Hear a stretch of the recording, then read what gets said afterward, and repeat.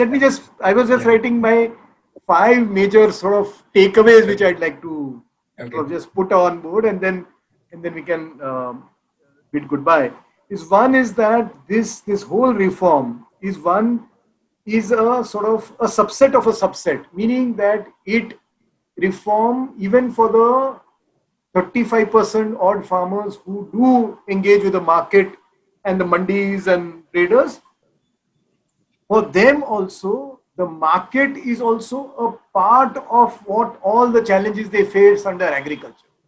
So therefore, these reforms, to call it a sort of a watershed movement for the agriculture sector would be very far-fetched, because first it doesn't affect or will not affect about 60-65% of the farmers in the sector, and even the 35% it will affect one part of their life, which is the marketing part of that life.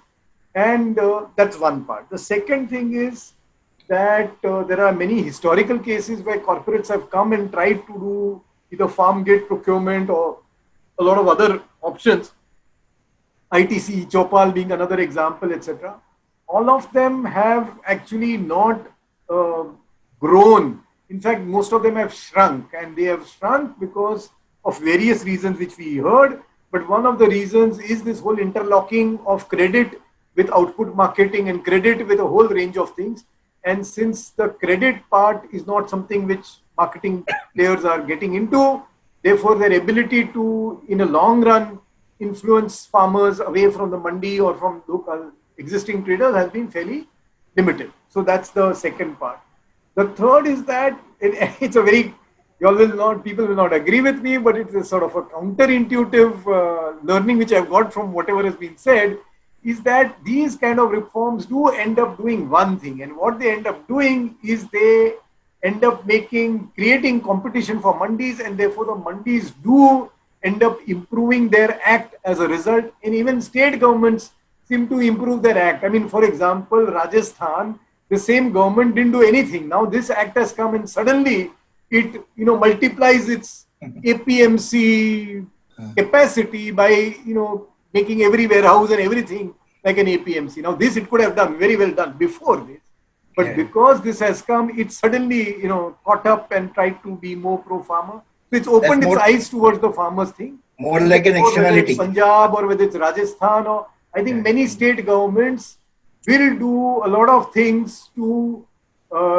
assuage their farmer constituency, and in that process, and the mandis will also, even out of a nervousness of a future in which they'll be bypassed, even in that nervousness, they might improve, become more efficient, have more better infrastructure, invest more in the partnership with the farmers, maybe respect the farmers more, that sort of. So I think the third learning is that could be thing. The fourth learning is that actually, therefore, there is a need for a far more reforms in the agriculture sector, which all the panelists have identified. And these are whether separate reform for women farmers or work to be done with tenants farmers. There's a whole amount of space, and as Praveshji pointed out, in that whole small and marginal farmer and rain-fed farmer space, there's a whole amount of reforms which are needed to be done, which have actually not been right now touched upon by these 3 farm bills. And then there are other reforms also, like Sukhpal is saying that the current contract, the new amendment is actually very badly drafted, and therefore even the essential commodities, there are things which need to be addressed. So there's a whole set of things even in the existing farm bills which will need to be tweaked around, because part of it seems to be a lot of drafting in haste, so to say, and therefore it doesn't make coherent sense. As even if we assume that the direction is to make the markets much more freer. And then the last thing is that, and that I think Sukhpal raised a point, Pravesh, everybody raised that point, Kavita, is that this is in a way also it's going to a reform direction, but it's also not going far enough. So does it affect? So if suddenly the government can arbitrarily stop onion exports because consumers are unhappy or are perceived to be happy, then what is the freedom for farmers? You're saying that you're freeing up the farmers, but the moment the consumers make a noise, then you think about the consumers and not about the farmers. And therefore, it's actually, in a way, many of the actions are not really reformist. and therefore it's half-hearted. And therefore, even for those 35% farmers for whom this reforms will be useful, does it go far enough?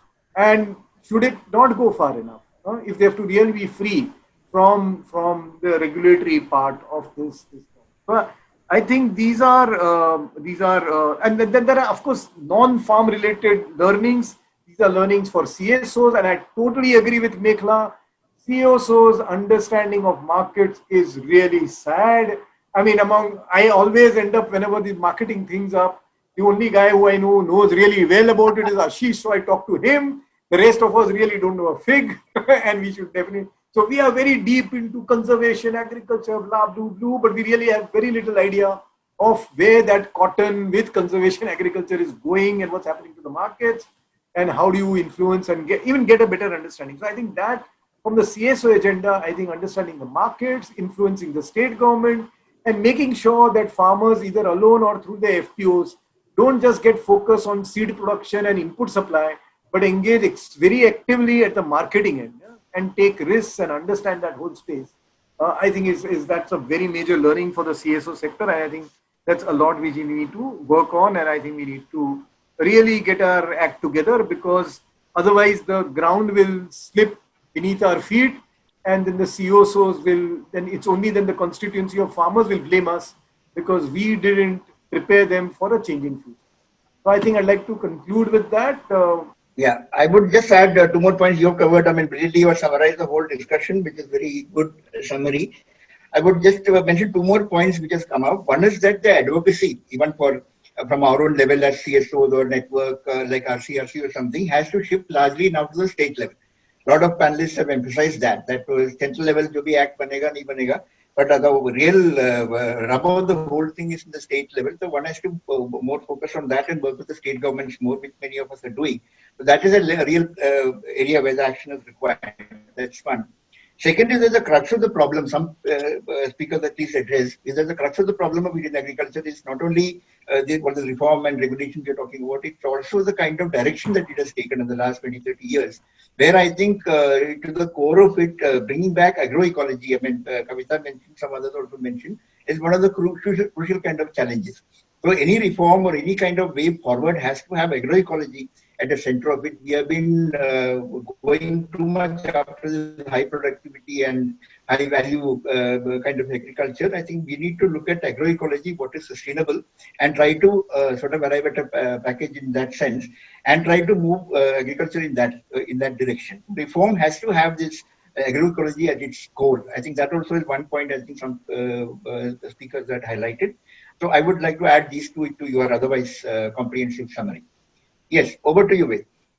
Fantastic moderation, first of all, and great conclusions.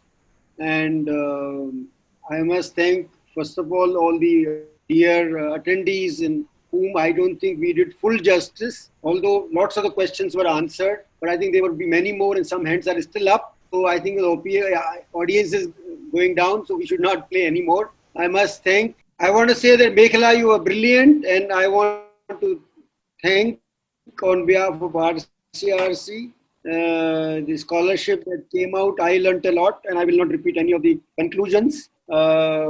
Except that repeating this point Chittu made about more productive, positive relationships with the markets. Can we produce more for the consumers? Although Mekhla had a point there also, how consumers themselves are not able to diversify their diets, etc.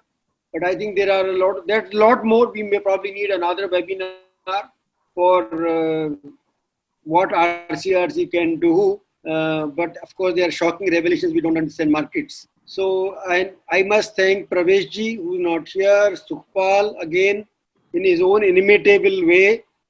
And while Pravesh was quiet and nicely explaining things, we had a good balance, and Kavita again bringing us to realize what is going wrong in terms of the way things are being presented to basically get some more PR points. But I think all in all, what we learned was this reform is inadequate and there's a lot more needs to be done by way of agriculture. But certainly I don't know how much more we need to do for small and marginal farmers who are outside the market, even, and what more we will have to do to get them out of poverty. That I think this reform does not really answer. So with these words, I want to thank everybody, our attendees, which reached almost 170, 180, very large number. Today, it was a huge success. Thank you very much, and I will bring this to a close.